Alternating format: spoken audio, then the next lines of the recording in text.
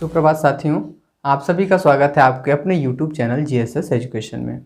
बच्चों, आज हम आपके हिंदी काव्य पुस्तक से आपका 5वां पाठ जो चींटी नामक पाठ है सुमित्रा नंदन पंत द्वारा रचित, उसका वीडियो लेकर उपस्थित हुए हैं। तो चलिए बिना देर के शुरू करते हैं। देखते हैं यहाँ पे संकेत लिखा है चींटी को देखा। आइए इन पंक्तियों के हम संदर्भ को जानते हैं। संदर्भ यहाँ है प्रस्तुत पद्यांश हमारी पाठ्य पुस्तक हिंदी काव्य में, यहाँ पे मैं भूल गया था तो यहाँ पे लगाया है हंसपद। हिंदी काव्य में सुमित्रानंदन पंत द्वारा रचित चींटी शीर्षक से उद्धृत है। आप यहाँ पे उद्धृत है, अवतरित है, लिया गया है लिख सकते हैं। अब आइए देखते हैं प्रसंग क्या है। प्रसंग यानी इन पंक्तियों में चींटी को लेकर के कवि क्या संदेश देना चाहते हैं, उस बातों को यहाँ पे लिखा गया है। प्रस्तुत कविता में कवि ने चींटी जैसे लघु प्राणी की, लघु मतलब छोटा, तुच्छ प्राणी की परिश्रमशीलता से मनुष्य को प्रेरणा देने का प्रयास किया है। यानी उसने ये बताया है कि चींटी कितना तुच्छ होता है लेकिन कितना परिश्रमी होता है, ऐसा ही परिश्रम मनुष्य को करना चाहिए, इस तरह का संदेश देने का प्रयास किया है। तो ये प्रसंग है। व्याख्या अभी हम देखेंगे। काव्यगत सौंदर्य में दो पक्ष, भाव पक्ष और कला पक्ष। भाव पक्ष में हम देख रहे हैं यहाँ पर रस जो है वीरता की बात है। और कैसी वीरता? कर्म वीरता की बात। वीर रस 4 प्रकार के होते हैं, कर्मवीर, दयावीर, दानवीर, युद्धवीर। तो ये तो रस के श्रेणी में जब हम जाएंगे रस के प्लेलिस्ट में तो वहाँ पर पढ़ेंगे, लेकिन फिलहाल यहाँ पे जो वीर रस लिखा है वो कर्मवीर की बात है। दूसरा क्या है यहाँ? दूसरा भाव ये है कि चींटी की परिश्रमी होने का यहाँ पे भाव है। ये बताया गया कि छोटा से छोटा लघु प्राणी चींटी भी कितना परिश्रमी होता है, तो ये दूसरा भाव है। कला पक्ष में हम देख रहे हैं भाषा यहाँ पे साहित्यिक खड़ी बोली है। शैली यहाँ पे वर्णनात्मक है, काफी वर्णन करके बताया गया इसलिए वर्णनात्मक शैली है। गुण यहाँ पे ओज है। ओज का मतलब मैंने बताया था तेज, प्रकाश। जहाँ वीरता की बात होती है तो वहाँ पे गुण ओज हो जाता है। अलंकार यहाँ पे उपमा अलंकार है और पुनरुक्ति प्रकाश अलंकार है। इसे हम देखेंगे ये कहाँ पे है, आप पुस्तक में देख लेंगे। उपमा अलंकार जहाँ पे लिखा है तमके तागे से हिलडुल, यानी तम का मतलब अंधकार या काला, तागा का मतलब धागा, यानी काले धागे के समान। तो यहाँ पे आपको उपमा अलंकार देखने को मिलेगा। और पुनरुक्ति प्रकाश कहाँ पे मिलेगा? जैसे पल पल लिखा है तो यहाँ पे पल पल शब्दों की पुनरावृत्ति हो गया तो पुनरुक्ति प्रकाश हो गया। और अगर आप प प को देखते हैं तो यहाँ पे अनुप्रास अलंकार भी हो जाएगा। कन कन, कन कन में भी आपको क का अगर वर्ण देखते हैं तो वर्ण के हिसाब से अनुप्रास अलंकार और शब्द के हिसाब से क्या हो जाएगा? आपका पुनरुक्ति प्रकाश अलंकार हो जाएगा। ये हो गया अलंकार। अब देखते हैं इनमें से कुछ शब्दों के अर्थों को। जैसे आप जानते हैं सरल का मतलब सीधा होता है। विरल, विरल का मतलब बिखरा हुआ, फैला हुआ इधर उधर। काला आप जानते ही हैं। तम का अर्थ अंधकार मैंने बताया। हिलडुल का मतलब हिलना डुलना। लघु पद माने छोटे छोटे पैर। पल पल माने प्रत्येक क्षण। पिपीलिका, पिपीलिका का अर्थात होता है चींटी, यानी चींटी को पिपीलिका कहा जाता है। पाती, पाती का मतलब पंक्ति। भांति, भांति का मतलब तरह। फिर उसके नीचे आप देखेंगे सतत, सतत का मतलब लगातार होता है।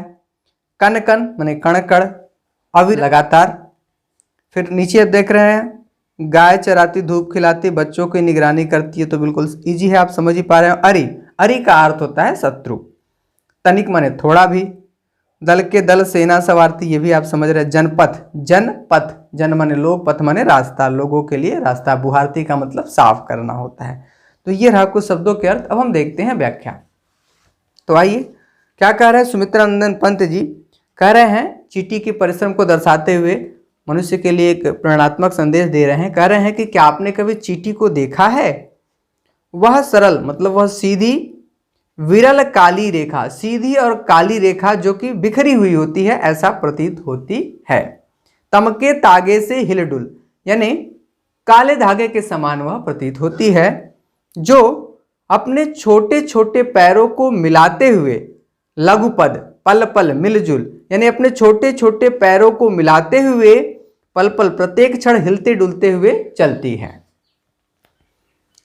वह है पिपीलिका पाती, वह चींटियों की पंक्तियां हैं। मतलब जो काले धागे के समान छोटे छोटे पैरों को हिलते डुलते हुए मिलकर चलती है, वह कौन है? वह चींटियों की पंक्ति है। देखा ना किस भांति काम करती वह सतत, आपने देखा उसे ना, वो किस तरह से अपने कार्य को लगातार करती रहती है।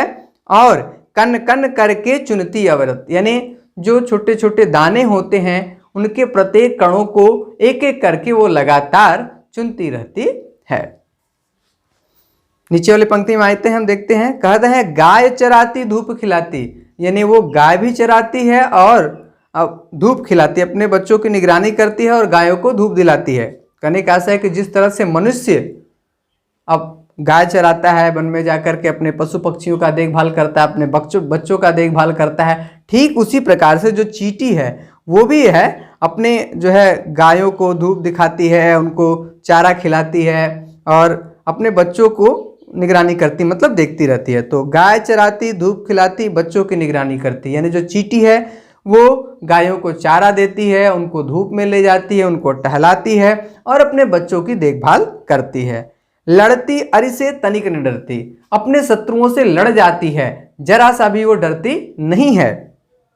दल के दल सेना सवारती, घर आंगन जनपथ बुहारती, यानी अपने सेनाओं का दल वो सवारती है। जैसे एक सेनापति होता है, सेना का संचालन करता है, उनको प्रशिक्षण देता है, उनको समझाता है। मनुष्य का जो सेना होता है आदमियों का, तो उसमें क्या होता है, सेनापति अपने सैनिकों को प्रशिक्षण देता है, समझाता है, बुझाता है। ठीक उसी प्रकार से जो चींटी होती है, चींटी भी अपने सेना के दलों को संवारती है, प्रशिक्षण देती है और घर आंगन जनपथ बुहारती, यानी अपने घर को, आंगन को और मार्ग को साफ करती है। तो यह है चींटी की विशेषता, यह है चींटी का गुण, जो कि इतना छोटा होते हुए, तुच्छ प्राणी होते हुए भी लगातार परिश्रम करती है, मेहनत करती है। ऐसा ही परिश्रम, ऐसा ही मेहनत सुमित्रा नंदन पंत जी मानव को या हमको करने के लिए दे रहे हैं। तो ये इन पंक्तियों का रहा व्याख्या। आप इसे अपने सरल भाषा में लिखने का प्रयास करेंगे। अब अगला संकेत है चींटी है, और चींटी है प्राणी सामाजिक, यहाँ से लेकर के कार्य से कभी न टलती, यह अंतिम तक है। संदर्भ आपका वही है, प्रस्तुत रहेगा प्रसंग। प्रस्तुत पंक्तियों में कवि ने चींटी के गुणों का वर्णन किया है।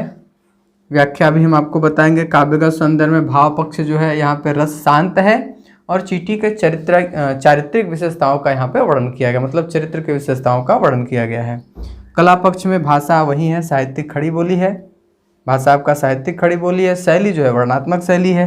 गुण यहाँ पे प्रसाद है और अलंकार उपमा और अनुप्रास अलंकार है। अब देख लेते हैं उपमा और अनुप्रास अलंकार कहाँ है। जैसे आप देखिए तिलसी, यानी तिल के समान, तो यहाँ पे आपको उपमा अलंकार मिलेगा। फिर है रिलमिल झिलमिल, यानी ल ल वर्णों की पुनरावृत्ति हुई है, तो यहाँ पे आपको अनुप्रास अलंकार देखने को मिलेगा। आइए कुछ शब्दों के अर्थ हम देख लेते हैं। सामाजिक का अर्थ आप समझते हैं, श्रमजीवी, श्रमजीवी का मतलब परिश्रम करने वाला जीव। सुनागरिक मतलब अच्छा नागरिक, सुंदर नागरिक। भूरे मन आप जानते हैं कतरन, कतरन माने टुकड़े, भूरे बालों किसी कतरन, इन पंक्ति में आप देखेंगे तो कतरन का मतलब टुकड़ा होता है, हिस्सा होता है। छोटापन आप जानते हैं। निर्भय, निर्भय का अर्थ होता है बिना डर के। और श्रम, श्रम का मतलब परिश्रम। और तन्मय का अर्थ होता है तल्लीन होना या लगे रहना। चिनगी का अर्थ होता है चिनगारी। अक्षय का अर्थ होता है कभी न नष्ट होने वाला, कभी न क्षय होने वाला, अक्षय। और बाकी शब्दों के अर्थ हमने देखा। अब देखते हैं इन पदों में व्याख्या को। क्या कह रहे हैं कवि सुमित्रा नंदन पंत जी? कहते हैं कि चींटी एक सामाजिक प्राणी है और वह श्रम करने वाली जीव है, यानी लगातार परिश्रम करने वाली एक अच्छी और सुंदर नागरिक के तरह है। फिर से एक बार समझ लेते हैं। सुमित्रा नंदन पंत जी कह रहे हैं कि चींटी एक सामाजिक प्राणी है, वह परिश्रम करने वाली, लगातार मेहनत करने वाली एक सुंदर नागरिक की तरह है। अब नीचे वाले पंक्तियों में देख रहे हैं, देखा चींटी को उसके जी को। क्या आपने चींटी को ध्यान से देखा है? उसके जी को, यानी उसके अल्पता को या उसके कमीपन को आपने ध्यान से देखा है? कितना छोटा होता है, कितना तुच्छ होता है, कैसा होता है? भूरे बालों की कतरन सी। यहाँ पे भी आपको उपमा अलंकार देखने को मिल जाएगा। भूरे बालों की कतरन सी, यानी जो हमारे बाल होते हैं छोटे छोटे, उस बालों के जो टुकड़े होते हैं उसी के भांति चींटी उतनी तुच्छ होती है, उतनी छोटी होती है। उसका जो छोटापन है, छिपा नहीं उसका छोटापन, यानी उसका जो तुच्छपन है, जो छोटापन है, लघुपन है, वो हमसे या किसी और से छिपी नहीं है। फिर भी इतना छोटा होते हुए भी, इतना तुच्छ होते हुए भी वह समस्त पृथ्वी पर, कह रहे हैं वह समस्त पृथ्वी पर निर्भय, यानी बिना डर के वो पूरे पृथ्वी पर विचरण करती है, श्रम में तन्मय और अपने कार्य में लगी रहती है। यानी बिना डर के पूरे पृथ्वी पर विचरण करते हुए लगातार अपने कार्यों में लीन रहती है। वह जीवन की चिनगी अक्षय, यानी वह जीवन में कभी न नष्ट होने वाले चिनगारी के समान है। कौन? चींटी है। ये चींटी की विशेषता है। अब अंतिम पंक्तियां हम देखते हैं। अंतिम पंक्तियों में कह रहे हैं कि वह भी क्या है, वह भी क्या देही है तिल सी, यानी उसका शरीर कितना तिल के समान, तिल आपने देखा होगा काले काले रंग का होता है तिल, कितना छोटा होता है, ऐसा ही छोटा, ऐसा ही तुच्छ, ऐसा ही लघुपन जो है वो चींटी में होती है। तो वही बात यहाँ पे कर रहे हैं, वह भी क्या है तिल सी, यानी उसका शरीर तिल के समान तुच्छ है, फिर भी वो लगातार प्राणों की रिलमिल झिलसी, यानी वो लगातार हिलती डुलती रहती है, अर्थात चलती रहती है। दिन भर में वह मीलों चलती, अथक कार्य से कभी न टलती, यानी एक दिन में प्रत्येक दिन वो मीलों मील लंबी यात्राएं तय करती है, कभी वो थकती नहीं है, लगातार वो कार्य करती रहती है, किसी कार्य को करने से वो चूकती नहीं है या बहाने नहीं करती हैं, जैसे कि हम लोग करते हैं बहाने, है ना, बहुत सारे काम में बहाने करते हैं। लेकिन चींटी एक ऐसी प्राणी है जिसको हम सामाजिक प्राणी के नाम से जानते हैं। वो प्राणी इतने तुच्छ शरीर वाले होते हुए भी लगातार वो हिलती डुलती रहती है और एक दिन में सैकड़ों मीलों मील दूरी तय करती है तथा अपने कार्य को बिना थके हुए करती रहती है। वह एक परिश्रमी प्राणी है।